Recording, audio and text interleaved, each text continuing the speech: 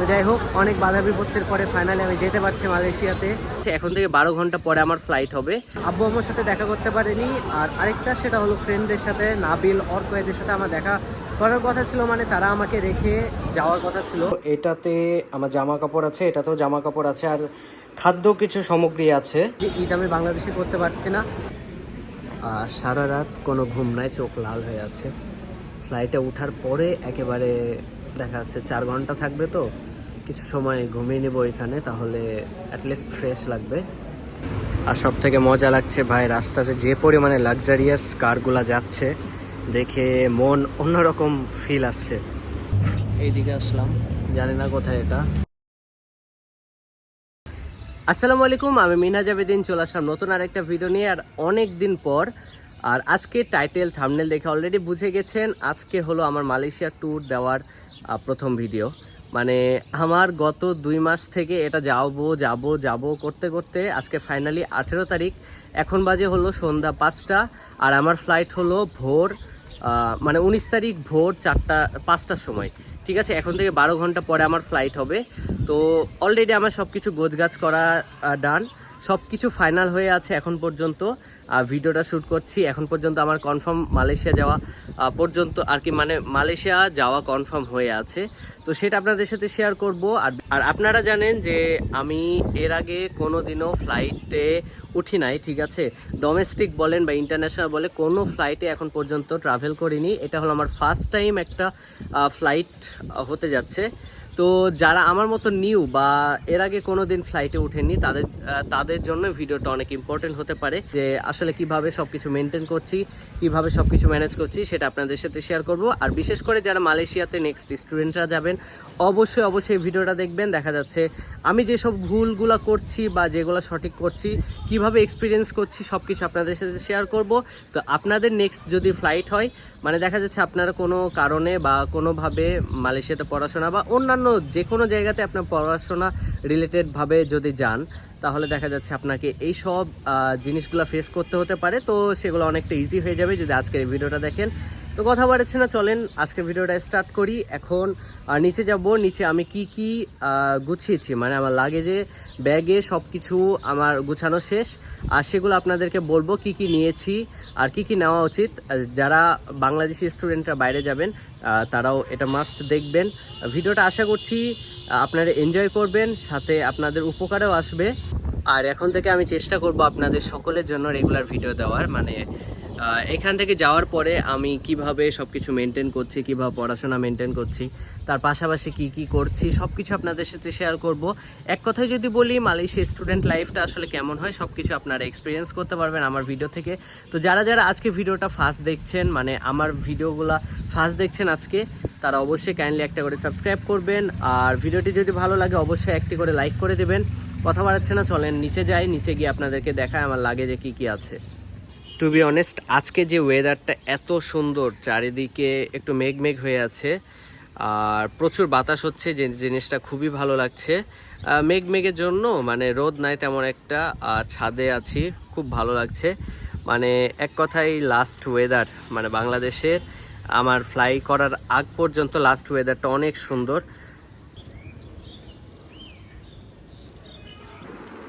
তো আমার check in লাগেজে মোটামুটি 30 কেজি আমি নিতে পারবো। এটাতে আমার জামা কাপড় আছে, এটাতেও জামা কাপড় আছে, আর খাদ্য কিছু সামগ্রী আছে। আর ওইটাতে আমি কেবিন ব্যাগ যেটা আর কি, ওইটা নিতে পারবো 7 কেজি ওজনের।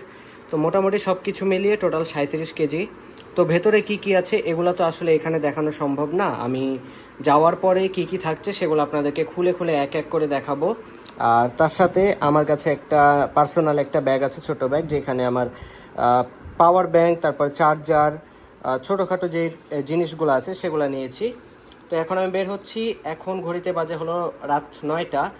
আর আকাশের ওয়েদার এত খারাপ, তো ওয়েদারটা প্রচুর খারাপ, যার কারণে আমি আগে যাব। যেহেতু ওয়েদারটা আরও যদি বেশি খারাপ হয়ে যায়, তাহলে দেখা যাচ্ছে এই জায়গা থেকে অ্যাটলিস্ট যানবাহন পাওয়া অনেক বেশি কষ্টকর হয়ে যাবে। তো যার কারণে আগে বের হব, গিয়ে ওইখানে দরকার হয় বেশিক্ষণ বসে থাকবো। আর এই হলো আমি, মানে আমি অলরেডি রেডি হয়ে গেছি। এখন যাব, দেখা যাক বাইরে থেকে সিএনজি পাই বা উবার পাই, যেভাবে হোক যাওয়া লাগবে। গিয়ে বাকিগুলো প্রসেস যা যা থাকছে সব কিছু আপনাদের সাথে শেয়ার করব। তো এখন যাওয়া যাক।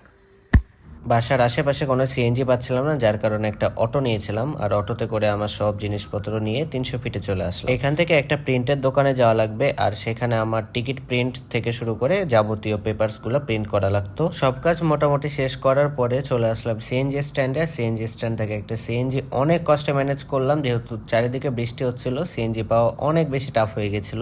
এর মধ্যে আকাশে ওয়েদার আরো বেশি খারাপ হতে লাগছিল। এমনিতেই তো বৃষ্টি হচ্ছিল, তার মধ্যে মেঘ চমকাচ্ছিল অনেক জোরে জোরে। তো কোনো মতে ওয়েদারটাকে স্কিপ করে চলে আসলাম এয়ারপোর্টে। এয়ারপোর্টে ঢোকার সাথে সাথে মনের মধ্যে কেমন একটা অস্থিরতা কাজ করছিল, জানি না কেন জানি এরকম লাগছিল, বুঝলাম না। তবে মনটা তুলনামূলক একটু খারাপ হওয়া শুরু করলো। আর এয়ারপোর্টে শুধুমাত্র আমিই না, আমার সাথে এসেছিল আমার বড় বোনের হাজবেন্ড, মানে আমার দুলা ভাই, আর তার সাথে আমার ভাগ্নে। ওদের সাথে কিছুক্ষণ গল্প করলাম, বিদায় নিলাম। মানে যেহেতু আকাশের অবস্থা খুবই খারাপ, অনেক বেশি রাত হয়ে গেলে তারাও গাড়ি পাবে না, তাই আগে আগে চলে গেল। দেন মনিটরে দেখলাম আমার চেক ইন খোলা হয়েছে কিনা, তো তখন চেক ইনটা খোলা হয়নি। আমি বাইরে ওয়েট করছিলাম, বাইরে আমার মতো অনেকজন মানুষ এখানে ওয়েট করছিল। আর এয়ারপোর্ট এমন একটা জায়গা যেখানে কিছু মানুষ খুশি থাকে, আবার কিছু মানুষ অনেক বেশি ভেঙে পড়ে কান্নায়। যাদের প্রিয় মানুষ দেশের বাইরে থেকে আসছে তারা অনেক বেশি খুশি, আবার যারা দেশের বাইরে চলে যাচ্ছে তারা অনেক বেশি মন খারাপ। তো যাই হোক, অনেক বাধা বিপত্তির পরে ফাইনালি আমি যেতে পারছি মালয়েশিয়াতে। কিন্তু শেষ মোমেন্টে ভালো লাগছে, আবার খারাপ লাগছে যে পরিবারের কারোর সাথে দেখা করতে পারিনি। আমার বোন দুলা ভাই এরা আসছিল আমাকে রাখতে, তবে চলে গেছে। আর আব্বু আম্মুর সাথে দেখা করতে পারিনি। আর আরেকটা সেটা হলো ফ্রেন্ডদের সাথে, নাবিল অর্ক এদের সাথে আমার দেখা করার কথা ছিল, মানে তারা আমাকে রেখে যাওয়ার কথা ছিল, মানে ফ্লাইট পর্যন্ত অ্যাটলিস্ট তুলে দেওয়ার কথা ছিল। কিন্তু যেই সময়ে আর কি যাচ্ছি তাদের পক্ষে পসিবল না, রাজশাহীতে দেখা যাচ্ছে তারা ব্যাক করতে পারতো না যদি আমাকে রাখতে আসতো। তো অনেক খারাপ লাগছে ওইটা ভেবে। আশা করছি যে খুব শীঘ্রই তাদের সাথেও দেখা হবে। আর এখন ভেতরের দিকে যাব। তো যাই হোক, এই মোমেন্টে যদি বন্ধুদেরকে আর আব্বু আম্মুকে পেতাম অনেক বেশি ভালো লাগতো। মনটা একটু খারাপ ওইটার জন্য যে তাদের সাথে দেখা করা হলো না। আর সব থেকে বড় জিনিস সেটা হলো যে ঈদ আমি বাংলাদেশে করতে পারছি না, মালয়েশিয়া গিয়ে ঈদ করতে হবে। প্রচুর আর্মিরা আসলো, কেন জানি না, হয়তো কোথাও যাবে, কোনো যুদ্ধ মিশন বা এই টাইপের কিছু একটা হবে হয়তো। যাচ্ছে অনেকজন ঢুকলো ভেতরে একসাথে, একের পর এক সবাই ঢুকছে।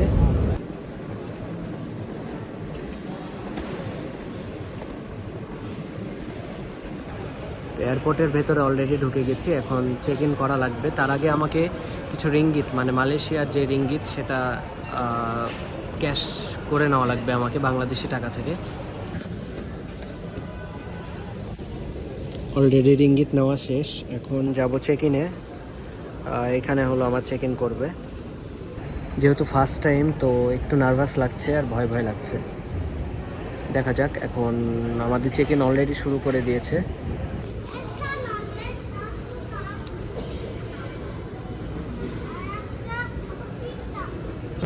আমার কাছে এয়ার টিকিট থেকে শুরু করে যা যা পেপারস ছিল, দেখা যাচ্ছে ভার্সিটি থেকে যেগুলো দিয়েছিল, তারপরে ইএনজিএস অ্যাপ থেকে যেগুলো দিয়েছিল সবগুলাই দিয়ে দিয়েছি।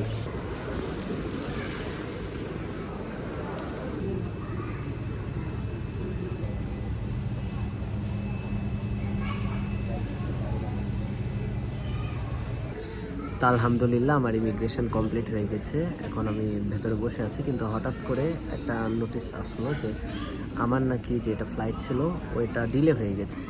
আর ইমিগ্রেশনের একটা ফানি স্টোরি আপনাদেরকে শেয়ার করি। ইমিগ্রেশন যেহেতু আমার ফার্স্ট টাইম আমি বাইরে যাচ্ছি, তো ইমিগ্রেশন অফিসারকে আমাকে একটা ছোট্ট মানে কথা বলা লাগবে তার সাথে। তো চেক করে সবাইকে, সব স্টুডেন্টদেরকেই চেক করে। আমাকে নিয়ে গেল একটা অফিসার, নিয়ে যাওয়ার পরে মেন অফিসারের কাছে নিয়ে যাওয়ার পরে আমার পাসপোর্ট চাইলো, মানে সবাইকে আস্ক করে। তো পাসপোর্ট নেওয়ার পরে আমাকে হঠাৎ করে বলছে যে না, তোমার ফেস দেখে ইনোসেন্ট লাগছে, যাও তোমার আর কিছু চেক করবো না, তুমি এটা নিয়ে ইমিগ্রেশন কমপ্লিট করে ফেলো। তো জিনিসটা খুবই মজা লাগলো, সবার ক্ষেত্রে হয়তো হয় না, বাট আমার এটা কি বলবো, ভালো লাগলো। এখন সেহরির সময় হয়ে গেছে যেহেতু, তো আমি সেহরিতে গরুর মাংস আর ভাত নিয়ে নিয়েছি, যেটার দাম সব মিলিয়ে, এটার সাথে কফিও আছে, সব মিলে মাত্র 250 টাকা। এটা হলো সবজি আর এটা হলো গরুর মাংস, পরিমাণটা ওকে।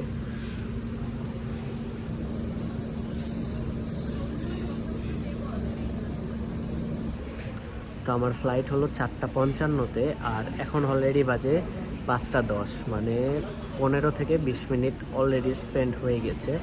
তারপর আমাদের ফ্লাইটটা এখন পর্যন্ত এয়ারপোর্টে আসেনি।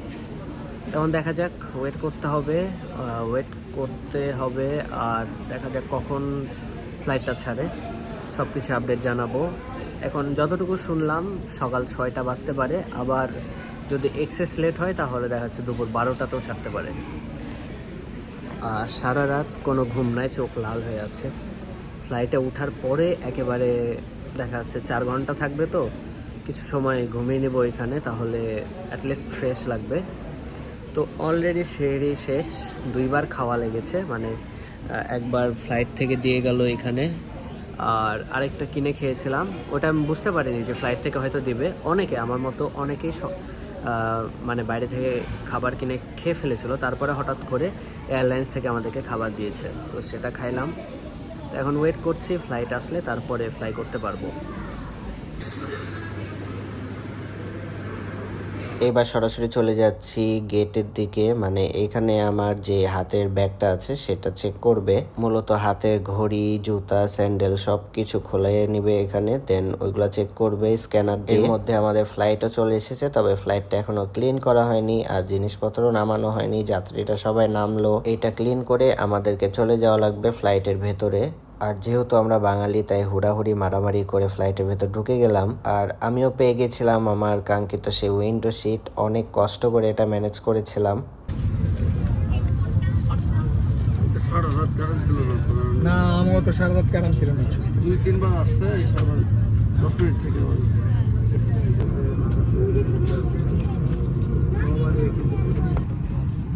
তো ফাইনালি ফ্লাইটে চলে আসছি, এখন ফ্লাইটে বসে আছি। আর সিটটা হলো উইন্ডো সিট, এখান থেকে সব ভিউগুলো পাবো। তো অলরেডি আমার ফ্লাইটটা ছাড়ার সময় হয়ে গেছে, এখন পিছের দিকে যাচ্ছে।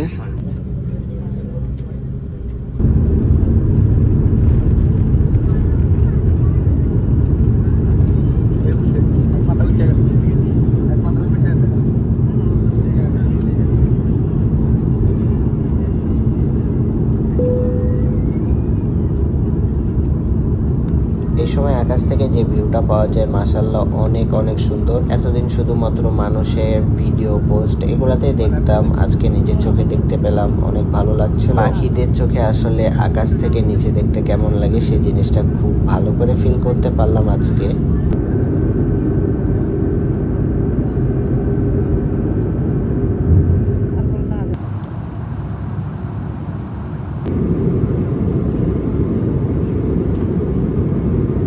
দীর্ঘ 4 ঘন্টা ফ্লাই করার পরে মেঘের মধ্যে দিয়ে আমি পৌঁছে গেলাম মালয়েশিয়াতে। আর কিছুক্ষণ পরেই আমাদের ফ্লাইটটা ল্যান্ড করবে নিচের দিকে।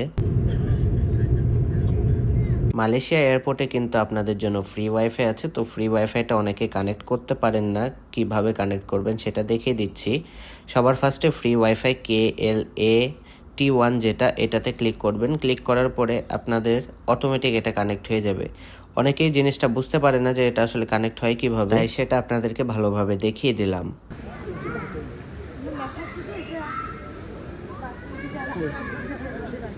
অ্যান্ড ফাইনালি আমি পৌঁছে গেছি মালয়েশিয়া এয়ারপোর্টে। এরপরে আমাকে যাওয়া লাগবে ট্রেন ধরতে। ট্রেন ধরার পরে আমি যাব মালয়েশিয়ান স্টুডেন্ট ইমিগ্রেশনে। ওইখানে গিয়ে সব কাজ ইমিগ্রেশন কমপ্লিট করার জন্য আপনাকে অবশ্যই এই ট্রেনটা ফলো করা লাগবে। ট্রেনে উঠে যাবেন, ওঠার পরে আপনাদেরকে আরেক জায়গায় নিয়ে যাবে। সেখানে গিয়ে আপনার যে সকল ডকুমেন্টস আছে সবকিছু শো করতে হবে ইমিগ্রেশন পুলিশের কাছে। এক কথায় যদি বলি, ফ্লাইট থেকে নামার পরে অবশ্যই আপনার ট্রেনটা খুঁজবেন, ট্রেনটা খুঁজে চলে আসবেন আরেক জায়গায়। ট্রেনটা কিন্তু একদম ফ্রি, আপনারা ফ্রিতে ওইটা রাইড করতে পারবেন। এরপরে চলে আসলাম ইমিগ্রেশন অপশানে। ইমিগ্রেশনে আপনাকে কিছু ডকুমেন্টস চাইবে, সেগুলো অবশ্যই রেডি করে রাখবেন। ইমিগ্রেশন ডকুমেন্টস যদি না দেখাতে পারেন তাহলে একটু সমস্যা করতে পারে বা আপনাদেরকে জিজ্ঞাসা করবে।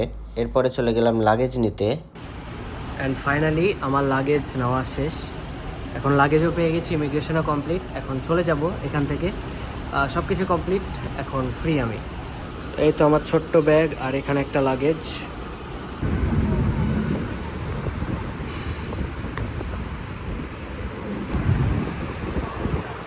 তো এখন আমরা আমাদের গাড়ির জন্য ওয়েট করছি, ভার্সিটি থেকে নিতে আসবে, ওই গাড়িতে করে যাব। মোটামুটি আমরা 3 জন স্টুডেন্ট আছি, এখানে 2 জন স্টুডেন্ট আর আমি একজন। তো আমাদের 2টা স্টুডেন্টের মধ্যে একজন আর কি সিম কিনতে যাচ্ছে, যেহেতু সিম ছাড়া কন্ট্যাক্ট করতে পারবে না।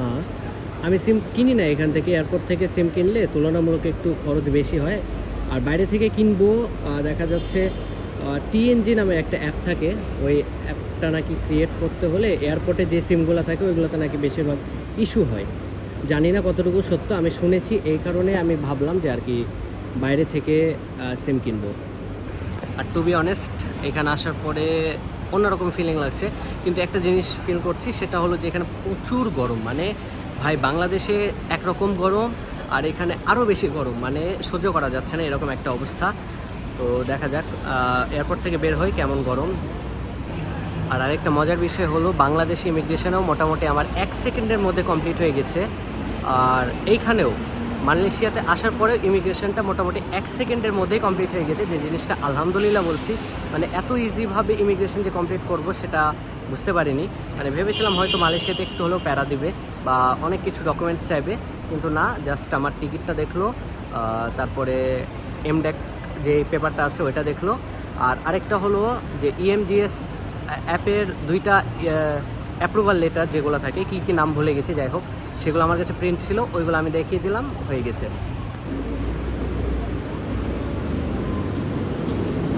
আর সব থেকে মজা লাগছে ভাই, রাস্তাতে যে পরিমাণে লাক্সারিয়াস কারগুলো যাচ্ছে দেখে মন অন্যরকম ফিল আসছে, যে জিনিসটা বাংলাদেশে ফিল করা যায় না এইভাবে। মানে একের পর এক লাক্সারিয়াস কারগুলো ঢুকছে, যাচ্ছে, আসছে, এই সাইডে 3 মার্সিডিজ ইন আ রো।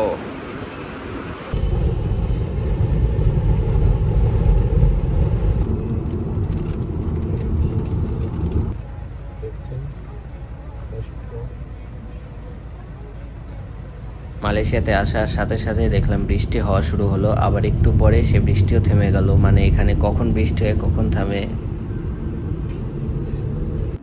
আলহামদুলিল্লাহ ফাইনালি আমার রুমে চলে এসেছি। আর রুমের অবস্থা কি বলবো, রুম ঠিকমতো এখনো সাজানো গোছানো কিছুই হয়নি, জাস্ট উঠলাম, এখন এগুলা সব ক্লিয়ার করতে হবে। আসলাম আর এখানে প্রচুর গরম, প্রচুর। আমি আমার রুম, ফ্ল্যাট এগুলো সব দেখাবো আস্তে আস্তে। এখন আপাতত একটু রেস্ট করি।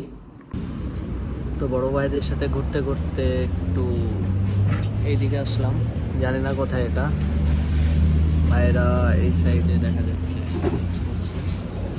আমি বসে আছি, ভাইদের কাজ দেখছি, মানে একসাথে থাকবো আর কি ভাইদের সাথে।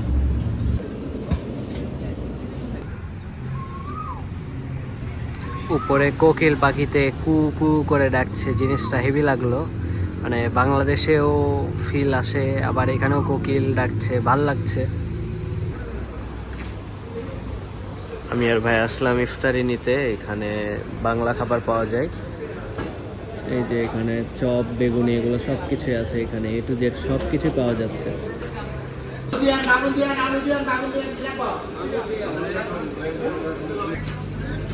এই যে ধরছি দেখানি যাইতে না পাইছি। ইফতার বাজার শেষ করে হঠাৎ করে আবার জোরে জোরে বৃষ্টি চলে আসে। মানে এইখানে বৃষ্টির কোনো ঠিক ঠিকানায় যখন তখন বৃষ্টি চলে আসছে। তবে আমাদের কাছে গাড়ি ছিল বিধায় খুব তাড়াতাড়ি আমরা বাসায় পৌঁছে গেছিলাম। তো আমি কি নিয়ে আসছিলাম, এখানে অবস্থা একেবারেই খারাপ, মানে রুম টুম কিছুই গুছানো হয়নি এখন পর্যন্ত। আমি রেস্ট করছিলাম জাস্ট আসার পর থেকে। এখানে আমি নিয়েছিলাম জামা কাপড় সব কিছু, মানে এখানে মেন কথা এক কথায় যে সব কিছু জামা কাপড় ছিল। আর এখানে প্রচণ্ড পরিমাণে গরম পড়ে, ঠিক আছে, যার কারণে আমি সব হাফ স্লেভ আর কি। তো এখানে যেহেতু প্রচুর গরম পড়ে তার কারণে সব হাফ হাতা জামাগুলো বেশিরভাগ নিয়েছি, আর শার্ট নেওয়া আছে। এখানেও জামা কাপড়, তার সাথে গ্রোসারিজ অনেক কিছু আইটেম আছে যেগুলো বাসা থেকে নিয়ে আসা হয়েছে ঈদের জন্য। সেমাই, তারপরে এখানে মিল্ক পাউডার, তারপরে ডাল, কফি সব কিছু নেওয়া হয়েছে। এখানে আমার জুতা আছে, এখানেও জামা কাপড়। তো মোটামুটি আপনারা এখানে আসলে অবশ্যই গরম কাপড়, মানে গরম কাপড় বলতে গরমে যে কাপড়গুলো আপনারা সাধারণত ইউজ করেন ওইগুলো নিয়ে আসবেন। স্টুডেন্টদের জন্য এটা বলে দিলাম। এখন পর্যন্ত রুম টুম সাজায়নি, রুম একদম অগোছালো হয়ে পড়ে আছে। সো যাই হোক, আপনারা যারা যারা জিজ্ঞাসা করছিলেন আমার লাগেজে কি কি আছে সেগুলো আপনাদেরকে টুকটাক বললাম। তারপরে রুম সাজানোর সময় আপনাদেরকে সব কিছু দেখাবো। তখন আমার রুমটাও দেখাবো, আমার রুমে কি কি আছে সব কিছু এগুলাও দেখাবো, অ্যান্ড রুমের ভাড়া কত, তার সাথে আমার বাসা দেখতে কেমন, এগুলোও আপনাদেরকে জানাবো। সো আশা করছি ওই ভিডিওটাও অনেক এনজয় করবেন। তো ঘুম থেকে উঠলাম, মানে সকাল হয়েছে এখানে। তো এভাবে আপডেট দিতে থাকবো আপনাদেরকে, প্রত্যেক দিনে চেষ্টা করবো ব্লগ দেওয়ার। তো যাই হোক, ভিডিওটা মোটামুটি 3টা দিন মিলিয়ে আপনাদের সাথে শেয়ার করলাম। 2-4টা কথা বলবো ইমিগ্রেশন নিয়ে। ইমিগ্রেশন মালয়েশিয়ার স্টুডেন্টদের জন্য, বিশেষ করে যারা পড়াশোনার জন্য আসতে যাচ্ছে, অনেক অনেক ভয় করে মালয়েশিয়া ইমিগ্রেশনটা নাকি অনেক হার্ড। বাট মালয়েশিয়াতে আসার পরেও আমার ইমিগ্রেশন কিন্তু কমপ্লিট হয়েছে 1 থেকে 2 সেকেন্ডে। জাস্ট আমার এমডেক যেই ইয়াটা ছিল, মানে পেপারটা ছিল ভার্সিটি থেকে, ওটা ফিল আপ করে দিয়েছিল, ওইটা আমি শো করেছি, ই ভিসাটা শো করেছি, আর অ্যাপ্রুভাল লেটার। এই 3টা দেখানোর পরে আমাকে জাস্ট বললো যে EMGS অ্যাপটা আছে ওইটাতে একটু লগ ইন করো। আমার আবার কি হয়েছিল যে অ্যাপটা লগ আউট হয়ে গেছিলো, তো এখানে একটু সময় যাচ্ছিল। তো ওই অ্যাপে লগ ইন করলাম, লগ ইন করে দেখালাম জাস্ট অল ওকে। ওইখান থেকে নিয়ে গেল ইমিগ্রেশন পুলিশের কাছে, মানে অফিসারটা। দেন যাওয়ার পরে আমার জাস্ট ফেসটা স্ক্যান করলো, স্ক্যান করে জাস্ট ছেড়ে দিল। তো খুবই স্মুথ ছিল আমার জার্নিটা এখান পর্যন্ত আসা। আর যারা স্টুডেন্ট তাদের জন্য বলবো যে এটা একদমই ভয়ের কিচ্ছু নাই। স্টুডেন্টদের জন্য অনেক ইজি প্রসেস, ট্যুরিস্টদের জন্য একটু প্যারা দেয়, বাট স্টুডেন্টদের জন্য অনেক অনেক ইজি। ঠিক আছে, সো যাই হোক, আজকের ভিডিওটা কেমন লেগেছে আর কি কি টাইপের ভিডিও চাচ্ছেন আপনারা? আমি তো ডেইলি লাইফ দেখা যাচ্ছে শেয়ার করব, স্টুডেন্ট হিসেবে কি কি করছি, আমার শপিং বা গ্রোসারি যা যা সব কিছু আপনাদের এভরিথিং শেয়ার করার চেষ্টা করব। আর যারা নতুন দেখছেন আমার ভিডিওগুলো, অবশ্যই অবশ্যই চ্যানেলটাকে সাবস্ক্রাইব করবেন। দেখা যাচ্ছে আপনাদের জন্য ভালো ভালো ভিডিও নিয়ে আসার চেষ্টা করব, সাবস্ক্রাইব করবেন মাস্ট। আর ভিডিওটা যদি ভালো লাগে অবশ্যই একটা লাইক করবেন, কমেন্ট করবেন, জানাবেন কি টাইপের ভিডিও চাচ্ছেন বা নেক্সটে কি ভিডিও দিলে আপনাদের উপকারে আসতে পারে বা ভালো লাগবে, সব কিছুই জানাবেন। আমি কিন্তু কমেন্টে রিপ্লাই করি, কমেন্ট পড়ি, সো অবশ্যই কমেন্ট করবেন। তো আজকের মতো শেষ করছি, আশা করছি ভিডিওটা ভালো লেগেছে। তো দেখা হচ্ছে নতুন কোনো আরেকটি ভিডিওতে, ততক্ষণে আমার চ্যানেলটিকে সাবস্ক্রাইব করুন।